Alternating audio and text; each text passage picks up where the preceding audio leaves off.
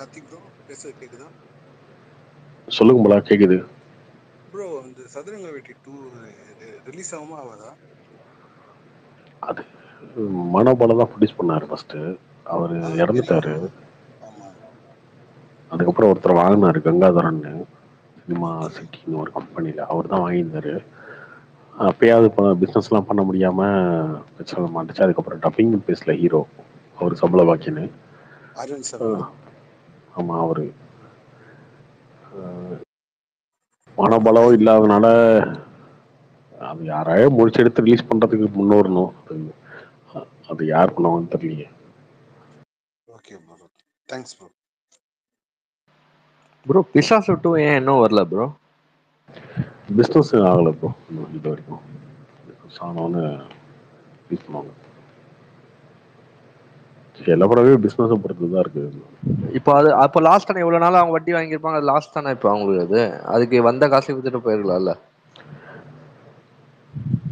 அதான் நீங்க சொல்ற லாஜிக்கா பார்த்தா அது கரெக்டு. ஆனா ஃபைனான்சர்ஸ்லாம் அப்படி ஒத்துக்க மாட்டாங்க.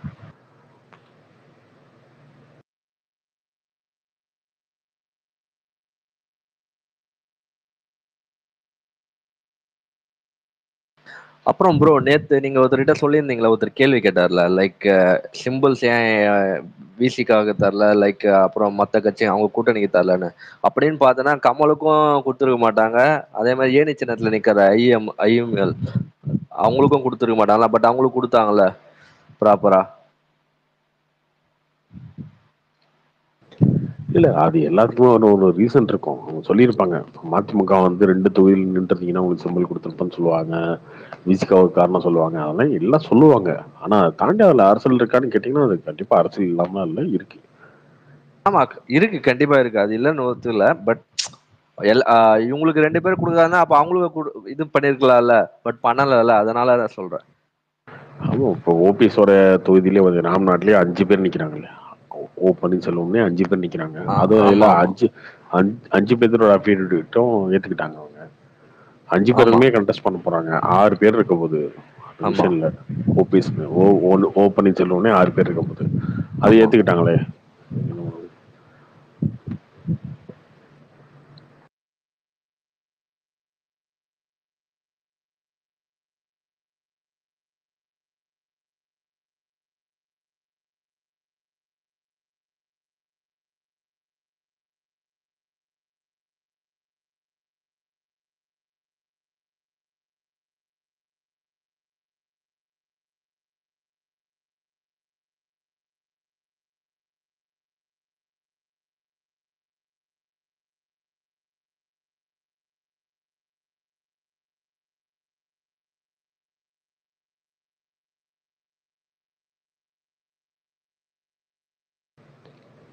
வேற யாரு நீங்க ஸ்பீக்கர்ல? ஹலோ கார்த்திக் ப்ரோ, ஆடுஜீவிதம் பத்தி ரிவ்யூஸ் என்ன ப்ரோ? அது இன்னொரு வெர்ஷனுங்க. மரியான்னு ஒரு படம் வந்துச்சுல்ல, தனுஷ் படம். ஆமா, அதோட இன்னொரு வெர்ஷன் தான் அந்த படம். அது ஒரே நாவல் நினைக்கிறேன் ரெண்டுமே. அந்த நாவல் பார்த்தா ட்ரெய்லருமே கொஞ்சம் அந்த சாண்ட் டெசர்ட்ல பார்த்தா கொஞ்சம் அந்த ஃபீல் அதுதான், அதே படம் தான். அதுல வந்து இந்த சோமாலியால இருக்கவங்க வந்து தனுஷை கடத்திட்டு போயிடுவாங்க. இதுல வந்து இவர் போய் சவுதியில வந்து ஒருத்தட்ட அடிமையை மாட்டிக்குவாரு. அவ்வளவுதான், அது மட்டும்தான் வேற. மற்றபடி அதே கதை தான், அதே சீன்ஸ் தான். ஸோ இனி ஒன்றும் சேஞ்சஸ்லாம் இல்லை. அது ரெண்டுமே ஒரே நாவல் வச்சு தான் 2 பேர் எடுத்தாங்களாம். ரொம்ப ஸ்லோங்க, dead slow. Karthik Krishna review நல்லா இருந்துச்சு அவர் பண்ணியிருந்தது காக்கி டாக்கிஸ்ல. என்ன சொல்லியிருந்தாரு? இந்த மாதிரி தான் சொல்லியிருந்தாரு, ரொம்ப ஸ்லோவா போகும், ஒர்க் ஆகுமான்னு தெரியல, அந்த மாதிரி சொல்லியிருந்தாரு. பயங்கரமா இருந்துச்சுன்னு எல்லாரும் சொல்றாங்க. ஆல்ரெடி மரியான் பாத்துட்டோம் இல்லையா? மரியான்ல பாத்தீங்கன்னா தனுஷ்லாம் சூப்பரா நடிச்சிருப்பார்ல. பிருத்திவிராஜா வந்து சூப்பரா நடிச்சிருப்பாரு. மரியான் சாங்ஸ் சூப்பரா இருக்கும் ப்ரோ. இதுல ஏரமான் கொஞ்சம் ஓபி தான். ஏரமான் கொஞ்ச நாளாவே ஓபி தான் அடிச்சிட்டு இருக்காரு. ஆனா அதுல தனுஷ் நடிச்சிருப்பார்ல, அதே மாதிரி அது வேற வழி இல்லைங்க, நடிச்சுதான் ஆகணும். ஒரே ஒரு அந்த ஃப்ரேம்லயே ஒரே ஒரு கேரக்டர் தான் இருக்க போகுது. படம் ஃபுல்லா ஒரே ஒருத்தர் தான் இருக்க போறாரு, இல்ல ஒரு 2-3 பேர் தான் இருப்பாங்க. அதுல மெயின் ரோல் இவங்க தான் அப்படின்னா நடிச்சுதானே ஆகணும், நடிச்சாகணும். அது அந்த கொடுமையான அந்த இதை காட்டி ஆகணும். அவங்க ஏன் எப்படி கஷ்டப்படுறாங்க, எந்த அளவுக்கு கஷ்டப்படுறாங்கன்றது காட்டி ஆகணும். ரொம்ப நல்லா பண்ணியிருப்பாங்க. பிசிக்கலாவும் நல்லா பண்ணியிருப்பாங்க. ஆக்டிங் எமோஷனலாவும் நல்லா பண்ணியிருப்பாரு தீரஜனாலும். தனுஷ் என்ன பண்ணியிருந்தாரோ அதோட பெட்டராகவே பண்ணியிருக்காரு இந்த படத்துல. ஆனா அதே கதை தான், சேம் அதே கதை, ஒண்ணு சேஞ்ச் இல்ல. ரொம்ப பட் ஸ்லோ. ஆனா மரியன் 3 ஃபிளாப் மணி நேரம் தேவையில்ல. மரியன் ஃபிளாப் இல்ல கலெக்ஷன் வைஸா? மரியன் ஃபிளாப் தான். ப்ரோ இந்த ஃபேமிலி மேன் 2 அந்த ஜானர்ல வேற எதுவும் சீரிஸ் வந்துச்சு அதுக்கப்புறம் பெருசா வரல தானே? இப்ப 3 அதோட தேர்ட் பார்ட் எடுத்துட்டு இருக்காங்க. இல்ல அந்த ஜானர்ல வேற ஏதாவது இருக்கா? சிபிஐ என்ஐஏன்ட்டு.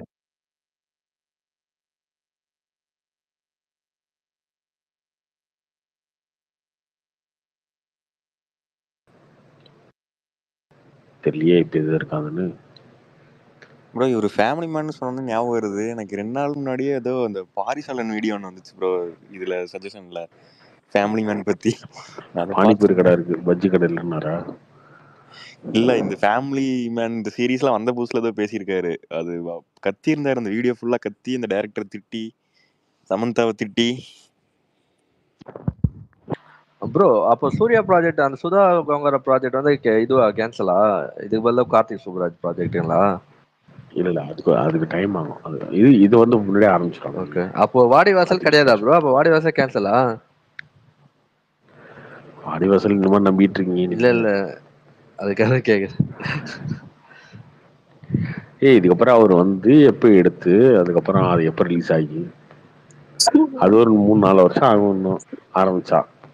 அதனால அதுக்கு பதிலா 3 படம் 4 படம் நடிச்சிடலாம். ஆமா, ஏன்னா சூர்யாவும் எதுவும் படம் ரிலீஸ் ஆகி ரொம்ப நாள் ஆகுது, அவருக்கும் ஹிட் தேவைப்படுது. ஆனா அவருக்கு நிறைய ப்ராஜெக்ட் இந்த மாதிரி டிலே ஆகி இல்ல டிராப் அந்த மாதிரி, இப்ப வணங்கான்னு அந்த மாதிரி ஆச்சு. இப்ப இந்த இது நிறைய ப்ராஜெக்ட் இந்த மாதிரி ஆகுது சூர்யாக்கு.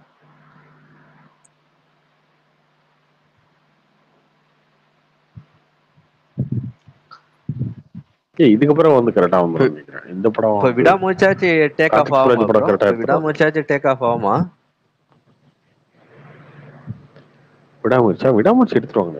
ஏன்னா எப்படி ஜூன்குள்ள முடிச்சிருவாங்களா ஷூட்டிங்? ஏன்னா இவங்க இந்த குட் பேட் அக்லி வந்து ஜூன் போட்டிருக்காங்க ஷூட்டிங். ஆமா, அதுக்குள்ள முடிச்சிருவாங்களா இல்லையா அவர் போயிடுவாரு. முடிக்கிறாங்களோ இல்லையா அவர் போயிடுவாரு. கெட்டப் சேஞ்ச் ஆனா இது ஆயிடும்ல அப்புறம் அந்த ப்ராஜெக்ட்.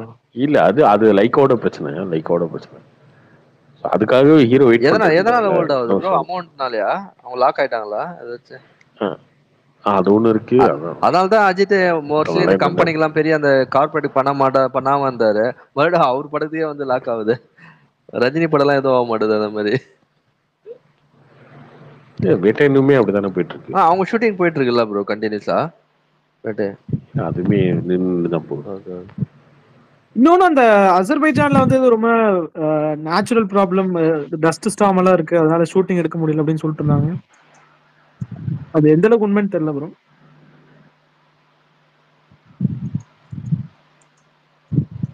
கார்த்திக் ப்ரோ அந்த காளமாடு என்ன பண்ணுவாங்க? அப்படியே வளர்ப்பாங்களா சூர்யா படம் ஆரம்பிக்கிற வரைக்கும்? எனக்கு தெரிஞ்சு அந்த காலமாடு செத்து அடுத்த காலமாடு எனக்கு தெரிஞ்சு எனக்கு தெரிஞ்சு வாடிவாசல் ஆரம்பிக்கிறதுக்கான வாய்ப்பு ரொம்ப ரொம்ப கம்மி. அதனால அது பண்ண மாட்டாங்கன்னு நினைக்கிறேன். காடமாடு என்னங்க, அது பாட்டு வளர்ந்துட்டு போகுது. இல்லைன்னா அவங்களுக்கு ஏதாவது தோட்டம்லாம் இருக்குல்ல கோயம்புத்தூர் சைட்ல, எங்கேயாவது அங்கே விட்டா அது பாட்டுக்கு இருந்துட்டு போகுது. ப்ரோ அதை பத்தி அவ்வளோ ஹைப் பண்ணாங்க, அவ்வளோ பிரச்சாரம் பண்ணாங்க இவங்க வந்து அந்த இல்ல அது இப்ப என்னன்னா அவர் வந்து படம் நடிக்கணும், வெற்றிமாறன் எப்ப அந்த படத்தை ஆரம்பிப்பாருன்றதும் ஒரு கிளாரிட்டி இல்ல, ஆரம்பிச்சு எவ்வளவு நாள் ஷூட் பண்ணுவாருன்னு ஒரு கிளாரிட்டி இல்ல, எப்போ முடிப்பாருன்னு கிளாரிட்டி இல்ல. ஸோ சூர்யா எவ்வளவு நாள் வெயிட் பண்ண முடியும்? வெயிட் பண்ணிட்டே இருக்க முடியாது. அவர் விடுதலை 2 முடிச்சுட்டு வரணும், எல்லாம் இருக்கு. அதுக்காக வெயிட் பண்ணிட்டே வந்து அடுத்த வேலையை பார்க்காம இருக்க முடியாதுல்ல. இப்போ கார்த்திக் சுப்ராஜ் படம் ஆரம்பிப்பாரு, அது வந்து அவர் ஃபாஸ்டா எடுத்துருவாரு. கார்த்திக் சுப்ராஜ் பொறுத்த வரைக்கும் அதை முடிச்சுக்கோங்க. அது கங்குவா ரிலீஸ் இருக்கு, அடுத்து கார்த்திக் சுப்ராஜ் படம். இப்போ சுதா படம் முடிஞ்சிச்சுன்னா அது சுதா படம் ஆரம்பிப்பாங்க. அது ஏன் ப்ரோ திடீர்னு டிலே ஆகுது சுதா குமார் படம்? தெரியல, ஏதோ ஒர்க்கு அதிகமா தேவைப்படுது அப்படின்னு சொன்னாங்க. பட் அதெல்லாம் நம்புற மாதிரி இல்ல. இதான் கருத்து வேறுபாடு இருக்கலாம், தெரியல. ஆனா ஓவராலா வந்து ஒரு படம் வந்து ஷூட்டிங் செட்டு போற வரைக்கும் இந்த சினிமாக்காரங்க சொல்றது ஒண்ணுமே நம்ப முடியல ப்ரோ. ஐ மீன் எப்படி எல்லாம் ஆரம்பிக்கிறாங்க, எப்படி எல்லாம் பேச்ச மாத்துறாங்க. என்ன ப்ரோ வயசு? இப்போ ஃபீல்டே நிறைய லாஸ். டைரக்டர்ஸ் ப்ரொடக்ஷன் ஹவுசஸ் நான் சொல்றேன் ஜென்ரலா ஸ்டார்ட் பண்றப்போ ஒரு ஹைப் இருக்கும், அதுக்கப்புறம் ஒரு ரீசனால இப்படி மாறும் அப்படி மாறும். நிறைய படம் அனௌன்ஸ் ஆகுது, அந்த ஆக்டரை ஆன்போர்ட் பண்றாங்க, அப்புறம் ட்ராப் ஆகுறாங்க. கமல்ஹாசன் காட்சி, அந்த தக் லைஃப் காட்சி, சூர்யா ஐ மீன் ஒரு படம் வந்து செட்டுக்கு போற வரைக்கும் எதுவுமே கேரண்டி இல்லை. நம்ம வந்து ஓவர் எக்ஸைட் ஆகக்கூடாதுன்னு சொல்றேன். அவங்க அனௌன்ஸ் பண்றது வச்சோ இல்ல காம்பினேஷன் வச்சோ. அது எப்பயுமே இருக்காது தானே, எப்பயுமே இருக்கிறது தான். இன்னைக்கு நேத்தா? ஆமா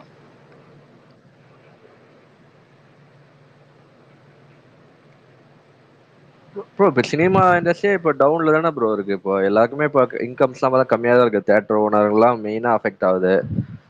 ஸோ எப்படி தான் ஹேண்டில் பண்றாங்க இது அவங்க? ரொம்ப கஷ்டம் தான். தியேட்டருன்றது பிரச்சனை இல்லைங்க. படம் நல்லா இருந்தால் நீங்கள் பார்த்துருவீங்க, நல்லா இல்லைன்னா பார்க்க மாட்டீங்க. ஸோ அந்த இன்கம்ன்றது வேற. இவங்களுக்கு கேரண்டியாக ஒரு இன்கம் இருந்துச்சுல்ல, சேட்டலைட் ஆமா, டிஜிட்டல். அதுவே இப்போ அஃபெக்ட் ஆயிடுச்சுல உங்களுக்கு. ஹிந்தி அந்த மாதிரிலாம் இருக்குல்ல, இதுவே அஃபெக்ட் ஆயிடுச்சு. தேட்டருக்கு வந்து படம் நல்லா இருந்தால் ஓடும், நல்லா இல்லைன்னா ஓடாது. அது வந்து ஓகே, நம்ம தலையெழுத்து அப்படின்னு போயிடலாம். இது வந்து மினிமம் கேரண்டியாக ஒரு பிஸ்னஸ் இருந்துச்சுல, அதுவே இப்போ அடி வாங்கிருச்சு. என்ன பண்ண முடியும்? ஒன்றும் பண்ண முடியாது. ஆனா கார்த்திக் ப்ரோ, இப்ப இந்த அமேசான் பிரைம் கொஞ்சம் நிறைய வாங்குற மாதிரி தெரியுது ப்ரோ இப்போ கம்பேரிட்டிவ்லி. எங்க வாங்குறாங்க? என்ன பண்ணாங்க? கார்த்தி ப்ரோ, கங்குவாலாம் போன வருஷம் பண்ண கமிட் பண்ணுங்க. இல்ல இப்ப இந்த அதெல்லாம் சின்ன சின்ன லியோக்கு ரெடி படங்கள்லாம் பண்ணு. பண்றாங்கல்ல. சின்ன சின்னதெல்லாம் வந்து ரெவன்யூ ஷேரிங் தான். கார்த்தி ப்ரோ,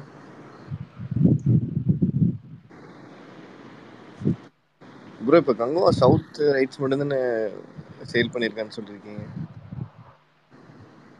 மற்ற லாங்குவேஜ் எல்லாம் கொடுத்தாங்களா ப்ரோ? வாங்குறாங்க, படம் நல்லா இருந்தா வாங்குறாங்க. ஆனா முன்னாடி மாதிரி எல்லா படமும் விற்கிறது இல்லை.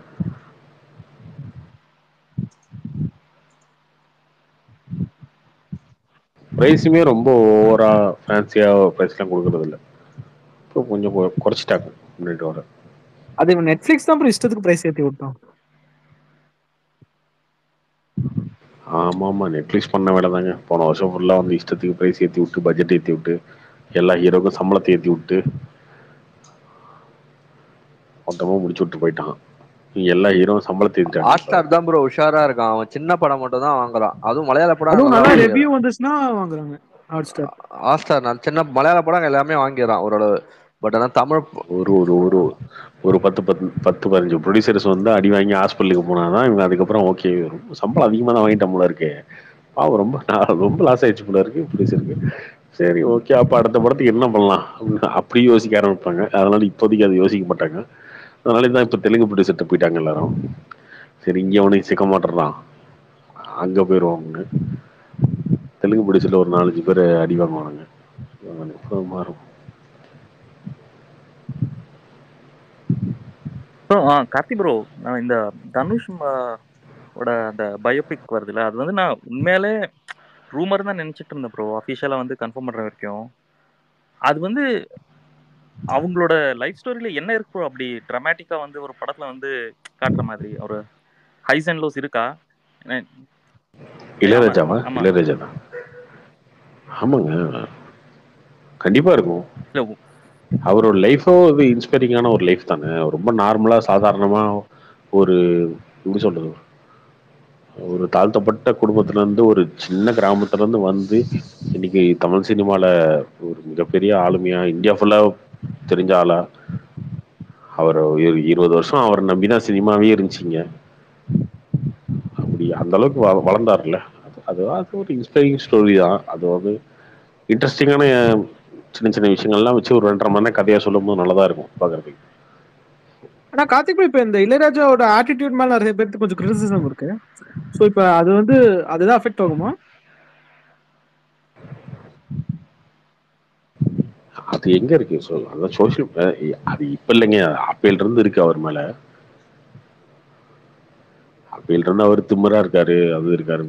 அதான் அதெல்லாம் வந்து பெருசா அஃபெக்ட் ஆகாது அதெல்லாம்.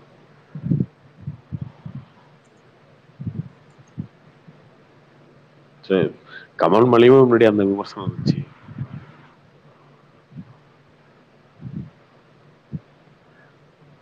ஆனா விடுதலை சாங்ஸ் எப்படி நல்லா இருந்துச்சு. ப்ரொஜெக்ட் பண்றோம். எப்படி ப்ரொஜெக்ட் பண்றோம் மீடியா கிட்ட, மீடியால வந்து ஒருத்தர் எப்படி ப்ரொஜெக்ட் பண்றோன்றது பொறுத்து இருக்கு. இந்த படத்தை நல்லா எடுத்துட்டாங்கன்னா அது கண்டிப்பா போய் நல்லா சேர்ந்துடும். ப்ரோ அந்த ரெவென்யூ ஷேரிங்னா அது எவ்வளவு நாளைக்கு இருக்கும்? யூஸ்வலி எவ்வளவு ரெவென்யூ வரும் சின்ன பட்ஜெட் படங்களுக்கெல்லாம்?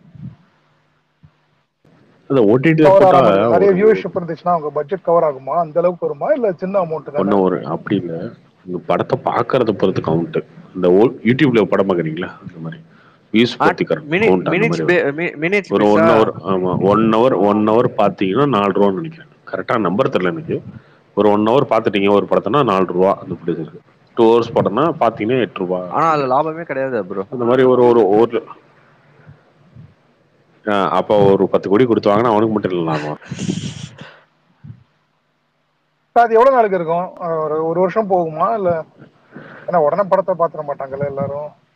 அது அக்ரிமெண்ட் போடுவாங்க ப்ரோ, 6 மாசம் 3 மாசம் அந்த மாதிரி போடுவாங்க. அமௌண்ட் கம்மியாயிட்டே வருமா அது அதுக்கப்புறம்? இல்ல என்னங்க 1 மாசம் தாங்க பார்ப்பாங்க. அதுக்கப்புறம் வந்து அடுத்த படம் வந்து அடுத்த படத்தை பார்க்க ஆரம்பிச்சிட்டாங்க. ஒரு மாசம் கூட இல்ல, 1 வாரம் கழிச்சு அந்த படத்தை யாரும் பார்க்க மாட்டாங்க. ஃபர்ஸ்ட் ஒரு 1 வீக் வந்து திடீர்னு ஒரு படத்துக்கு பார்ட் 2 அனௌன்ஸ் பண்ணுவாங்க. அப்ப எல்லாரும் நீங்க ஏதோ ஒரு படத்தை அமேசான்ல நீங்க ஏதோ ஒரு படத்தை அமேசான்ல ஒரு 4 மாசத்துக்கு முன்னே வந்த படத்தை பாத்துருக்கீங்களா? இந்த வாரம் என்ன ரிலீஸ், நியூலி ரிலீஸ்னு ஒரு டேக் இருக்கும். அந்த டேக்குள்ள போய் அந்த இதுக்குள்ள என்ன படம் இருக்கா தான் பார்ப்பீங்க. மிஞ்சி போனா பார்ப்பாங்க. இதெல்லாம் பார்த்து முடிச்சிட்டோம், வேற என்ன இருக்கு பழசுல பார்க்காத படம் இருக்குன்னு. அதெல்லாம் ரொம்ப ரொம்ப ரேர் கேஸ்.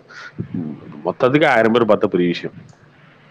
அதுக்கெல்லாம் ஃபுல் ரெவென்யூ அவங்க எடுத்துட்டுருவாங்களா ஓடிடி பிளேயர்ஸ்? இவங்களுக்கு கொடுக்க மாட்டாங்க. இல்ல அது கரெக்டா எனக்கு நம்பர் தெரியாது. அதான் 1 hour படம் பார்த்தா நான் 4 ரூபாய். ஒருத்தர் ஒரு படம் பார்த்தா 2 மணி நேரம் படம் வச்சுக்கோங்க 8 ரூபான்னு வச்சுக்கோங்க. 1 லட்சம் பேர் படம் பார்த்தாங்கன்னா 8 லட்சமா? பட் அது ஸ்டில் எக்ஸ்ட்ரா ரெவென்யூ தானே ப்ரோ. அது ப்ரொடியூசருக்கு முன்னாடி அது கூட இல்ல, இப்போ அது இருக்குது. அதான். ஆனா இப்ப ஒரு சில படங்கள்லாம் வந்து ஒரு 3-4 years அந்த மாதிரி கழிச்சு தூக்கிட்டாங்களா ப்ரோ? அது அக்ரிமெண்ட்ல ஃபர்ஸ்டே போட்டுருவாங்களா? ஆமாமா அக்ரிமெண்ட்ல போட்டுருவோம். ப்ரோ அரண்மனை 4 ஓடுமா படம்? கண்டிப்பா ஓடும். இல்ல 3 வந்து அந்த அளவுக்கு இல்லாத மாதிரி. சந்திரமுகி 2 எப்படி இருந்துச்சு படம்? எனக்கு பிடிக்கல ப்ரோ. அந்த படம் ப்ரோ இந்த ஹாரர் கிரிம்ஸ் எல்லாம் வந்து சந்திரமுகி 2 இதெல்லாம் எப்படி ஓடுதுன்னு அது பிராண்டுங்க. அது ஒரு பிராண்ட். இப்போ வந்து கிறிஸ்டோபர் நோலன் படம்லாம் அவங்க வந்து யாருக்காவது புரியுதா? ஆனா வந்தா சென்னையில வந்து எல்லா தியேட்டர்லயும் டிக்கெட் ஃபுல் பண்ணி பாக்குறீங்களா இல்லையா? எல்லாரும் பார்த்துட்டு ஆஹா ஓஹோ மாஸ்டர் பீஸ்ன்னு பேசுறீங்க. யார்கிட்டயாவது கதை கேட்டா சொல்லவும் மாட்டேறீங்க. அதான் யார்கிட்டயும் கதை கேட்டா சொல்ல மாட்டேறீங்க. ஆனா பாக்குறீங்களா? அது ஒரு பிராண்ட். அந்த மாதிரி அரண்மனை ஒரு பிராண்டு, காஞ்சனா ஒரு பிராண்டு, சந்திரமுகி ஒரு பிராண்ட். அந்த மாதிரி அது ஒரு பிராண்ட். அவ்வளவுதான். அது அந்த அதே கதை தான் எடுக்க போறாரு. பார்ட் 1லயும் அதுதான், பார்ட் 2லயும் அதுதான், பார்ட் 3லயும் அதுதான், பார்ட் 4லயும் தான் இருக்கும். பார்ட் 5 எடுத்தாலும் அதே கதை தான் இருக்கும் போது ஒரு 1/2 மணி நேரம் 2 மணிக்குள்ள ஒரு பேய் போவாங்க, மாட்டிக்குவாங்க. நைட் ஆன அந்த பேய் வந்து இவங்களுக்கு பயன்படுத்த இதெல்லாம் இதே கதை தான் எடுக்க போறாரு. ஆனா பாப்பீங்க. அதுதான் இந்த படத்துல இருக்க ஒரு பியூட்டி. ஆனா சந்திரமுகி 2 பயங்கர கிரிஞ்சன்ஸ் ப்ரோ. அந்த படமே எவ்வளவு கலெக்ஷன்? 12 கோடி ரூபாய் ஷேருங்க தமிழ்நாடு. கார்த்தி ப்ரோ ஒரு ஐயப்பன் ஏதாவது படத்துல நடிக்கிறாருன்னா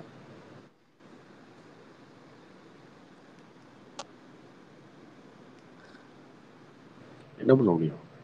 அதெல்லாம் அரண்மனையா பாருங்க, எப்படி பார்ப்பாங்க பாருங்க. வெறி கொண்டு பார்ப்பாங்க எல்லாரும். குடும்பம் வந்து பார்ப்பாங்க. அவங்களுக்கு தெரிஞ்ச பேருங்க. அது தெரிஞ்ச பேரு. டிவில எல்லாம் பார்த்து பழகின படம் அது. அது அவங்களுக்கு ரொம்ப பிடிக்கும். நமக்கு பிடிச்ச மாதிரி தமன்னா வச்சிருக்காங்க, ரசிகனா வச்சிருக்காங்க. நல்ல கிளாமரா ஒரு 2-3 பாட்டு இருக்கும். இப்போ தமிழ்ல ஒரு பாட்டு போட்டிருப்பாரு, குச்சி இல்ல குல்ஃபி அந்த மாதிரி ஒரு பாட்டு போட்டிருப்பாரு. யோகி பாபு காமெடி ஒரு 5-6 இடத்துல சிரிக்கிற மாதிரி. அது கமர்ஷியல் பேக்கேஜுக்கு பர்ஃபெக்டான பேக்கேஜ். ஃபேமிலி ஆடியன்ஸ்க்கான இது. அது சம்மர்ல வருது, லீவ்ல வருது அப்படிங்கும்போது ஃபேமிலி ஆடியன்ஸ் கண்டிப்பா அந்த படத்துக்கு வருவாங்க. ப்ரோ பட் இந்த சுந்தர்சி எவ்வளவு வருஷம் இந்த இதே ஃபார்முலா வச்சு ஓட்டுவாரு? அது ஓடுற வரைக்கும் ஓட்டுவாரு. சக்சஸ் ஃபார்முலா தானே இது. பட் யாரும் பெருசா யூத் ஆடியன்ஸ் கோவிட்ல என்னன்னு சொன்னேன். அப்படி நீங்க நினைக்கிறீங்க. நீங்க அதான் நீங்க தான் நினைச்சுக்கிறீங்க. சோசியல் மீடியால வந்து நம்ம இங்க கொண்டாடுற சூப்பர் டெலக்ஸ் தான் சூப்பர்னு நினைச்சிட்டு இருக்கீங்க. அதெல்லாம் கிடையாது. கோவிட்ல தியேட்டர்லாம் லாக்டவுன் முடிஞ்சு, செகண்ட் கோவிட் லாக்டவுன்லாம் முடிஞ்சு ஓப்பன் ஆகும்போது ஃபர்ஸ்ட் ஹிட் அரண்மனை தெரியுமா உங்களுக்கு? அடுத்தது தான் டாக்டர். அடுத்த வாரம் ரிலீஸ் ஆச்சு டாக்டர். அடுத்த வாரமா 5 நாள் கழிச்சு ரிலீஸ் ஆச்சு. ஃபர்ஸ்ட் ஹிட் அரண்மனை தான். அரண்மனை 3. டாக்டர் அதே ஒரு 5 நாள் 4 நாள் கேப்ல வந்துச்சு நினைக்கிறேன். இப்ப இதுல அரண்மனை வந்து 2 வேற ஹிட். யாரும் ஹீரோ இல்ல ப்ரோ. இப்ப யூஸ்வலா சித்தார்த் இல்ல ஆர்யா ஏதாவது செகண்ட் ஹீரோ மாதிரி வச்சிருப்பாங்க. இதுல வெறும் சுந்தர்சி மட்டும் தானா? ஆமாமா, அவர் மட்டும் தான் நினைக்கிறேன். விஜய் சேதுபதி ட்ரை பண்ணாரு, அதுக்கப்புறம் நடக்கலன்னு சொல்லி அவரே நடிச்சிட்டாருன்னு கேள்விப்பட்டேன். போதும், அவர் படத்துல என்னங்க ஹீரோ? எத்தனை ஹீரோயின்றதுதான் தேவை.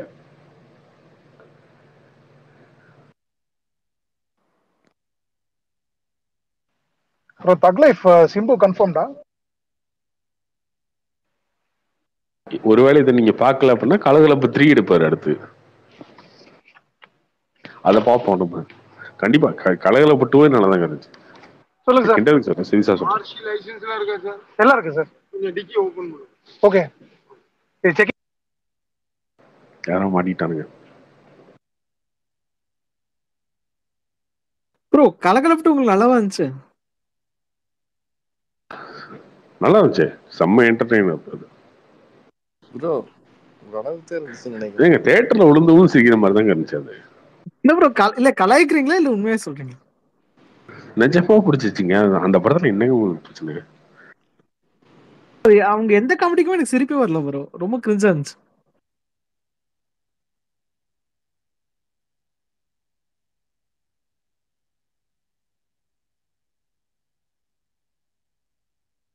எனக்குலாம் ரொம்ப பிடிச்சிருந்துச்சு கலகலப்பு 2.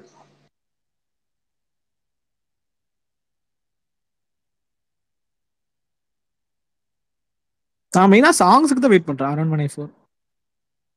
கலகலப்பு 2ல சாங்ஸும் நல்லா இருக்கும். ஆமா, அது நல்லா இருக்கும்.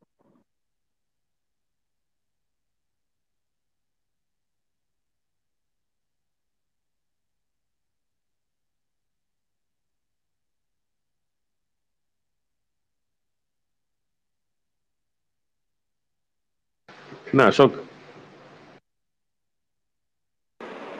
என்னங்க நீங்க திடீர்னு சர்ப்ரைஸ் கொடுத்துட்டீங்க? ஏன்னா 4 நாள் முடி பேசும்போது கூட சொல்லீங்க, மூச்சே விடலைங்க. 4 நாள் முன்னாடி பேசும்போதே ஃபிக்ஸ் ஆகல ப்ரோ. ஷார்ட் டைம்ல ஃபிக்ஸ் ஆனது. ப்ரோ ஷாக்கிங்கா இருக்கு திடீர்னு. அப்படியா? சூப்பருங்க. எதிர்பார்க்கவே இல்லை, திடீர்னு வந்து ஒரு பேங்கான அனௌன்ஸ்மெண்ட் கொடுத்துட்டீங்க. ப்ரோ எந்த மாதிரி இருக்கு ப்ரோ படம்? எப்போ ஷூட்டு, எப்போ அதெல்லாம் சொல்லாமா வேணாம்? இல்லை இல்லை, சும்மா டென்டேட்டிவா எப்போ இருக்கும்? என்னது ஷூட் எப்போ ஆரம்பிக்கிற மாதிரி ஒரு பிளான்? ஷூட் இமீடியட்டா போறோம். ஓ ஓகே ஓகே. ஆமா, உங்களுக்கு தான் நம்மள ஃபாஸ்ட் தெரியுமே. ஆமாமா. எப்படி இந்த வருஷம் ரிலீஸ் பண்ணிடுவீங்களா? அது தெரியலங்க, அது ஒன்றும் டிசைட் பண்ணல. ப்ரோ படம் என்ன ஜானர் ப்ரோ? பிரதர் ரொம்ப டூ ஆனா சூப்பர் காம்போ தான், சூப்பர் காம்போ தான், நல்ல காம்போ தான். ஆமா ஆமா ஆமா.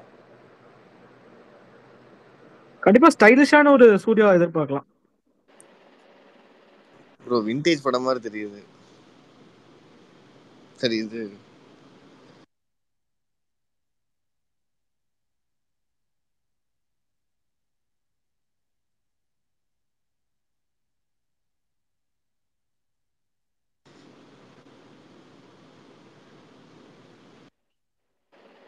கார்த்தி, அரண்மனை எப்போ ரிலீஸ்? 11 26?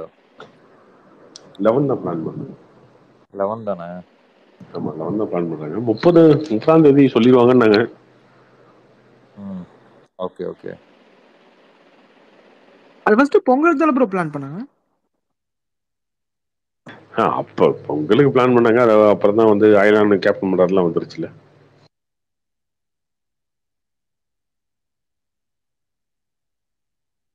அப்புறம் பாம்பேல ஒரு கம்பெனி வாங்கினாங்க அந்த படத்தை, டிஜிட்டல் சேட்டலைட் ரைட்ஸ் தான், அவங்க டிலே பண்ணி விட்டாங்க.